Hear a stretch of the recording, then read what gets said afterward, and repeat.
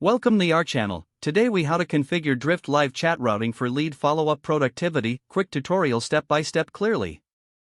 To configure Drift Live chat routing for lead follow-up productivity, start by logging into your Drift account. Navigate to the settings section by clicking on the gear icon in the bottom left corner. Select routing from the options available. In the routing settings, you'll see an option to create a new routing rule. Click that Add New Rule button to begin. Now, choose the criteria for your routing rule.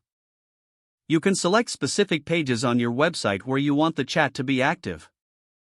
Next, set the conditions for when this rule should apply.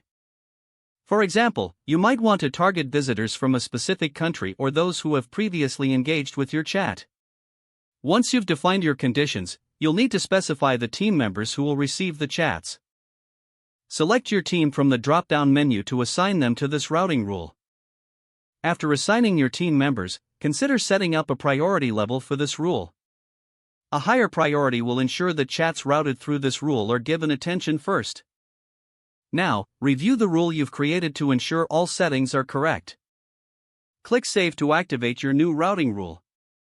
To test the effectiveness of your configuration, initiate a chat from the targeted page. Monitor the assignment to ensure that chats are routed to the correct team members. Evaluate the follow-up process to ensure leads are being contacted promptly. Adjust your routing rules as necessary based on the performance and feedback. Regularly revisit your settings to optimize for lead follow-up productivity.